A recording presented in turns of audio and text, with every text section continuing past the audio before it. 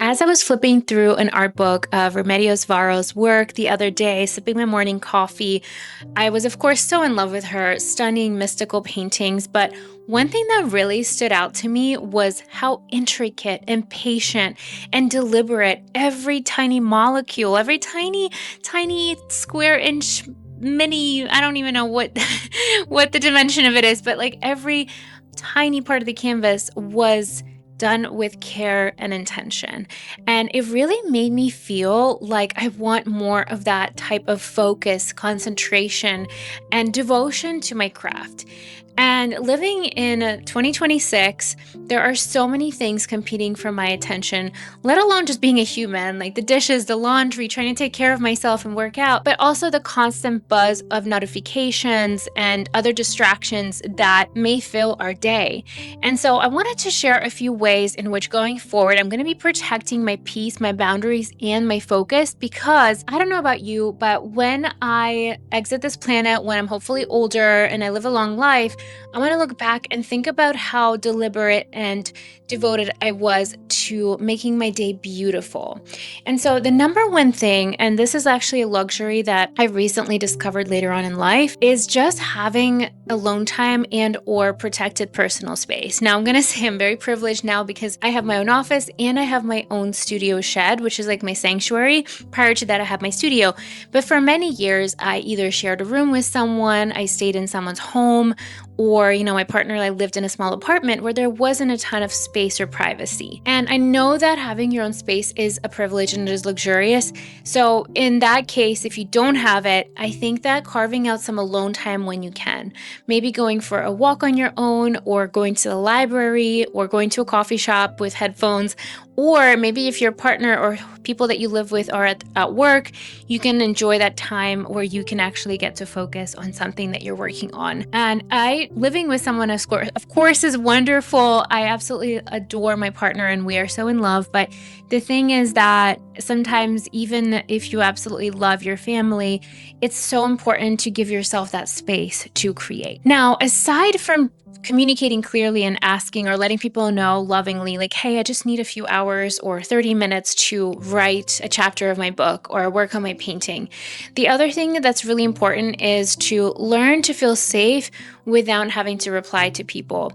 That is one of the hardest things for me personally, because as an entrepreneur and I'm a small business, I am responsible for replying to messages, to comments, to community posts and things that happen in my business. But the truth is, if I don't give myself breaks from it to focus, I'm never going to be able to build the kind of content or the kind of business that actually serves that very community. And so I learned that I need to leave my phone in another room. I need to silence notifications. I need to make sure that there are pockets of my day that don't require for me to constantly be chattering or replying to people or answering my DMs. And the other day I had to have some difficult conversations with my community and my friends and people that I work with and just say, hey, I prefer if you email me. So if you struggle with having constant notifications, constant messages, it's really helpful just to be kind and let people know that you need time to focus so that you can get your soul's work done, which for me is painting and writing. And the difficulty I have concentrating or getting in the flow is so insane. And anything can break it. So the minute the phone rings or Instagram buzzes or my watch vibrates, it's over for me. And it's really hard to get back in that concentrating state.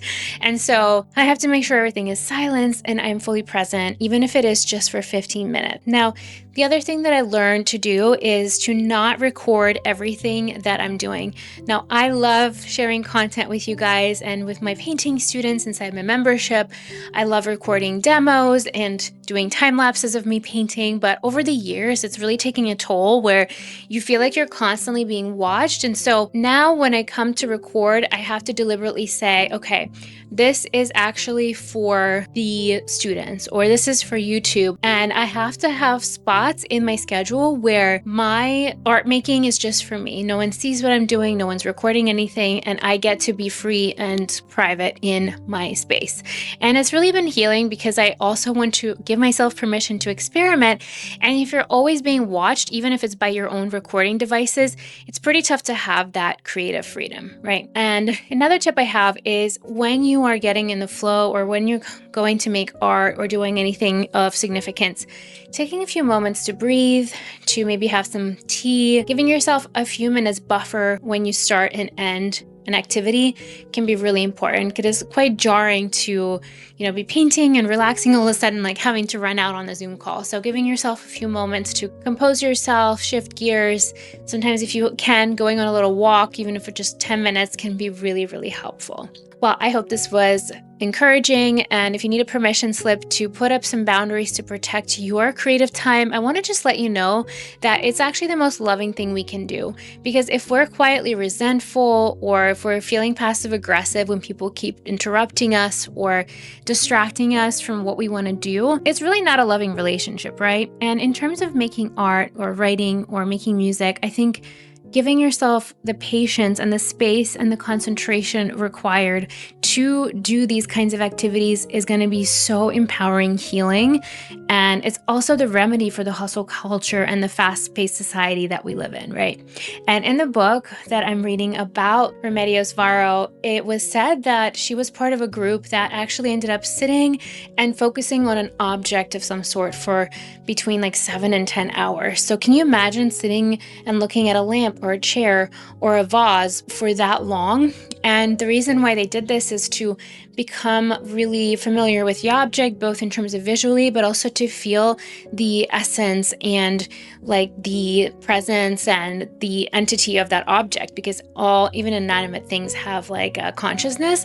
So I thought that was very interesting, and it really did make me feel like I could work on my attention span and probably try to stretch my meditations to be a little bit longer. Thank you so much for watching. Let me know your thoughts. Do you have a hard time concentrating? Do you have boundaries set with your family? And I'm curious to hear how you balance the content creation side with the privacy side of being an artist. If you like this video, please go ahead and like and subscribe, and I'll see you soon.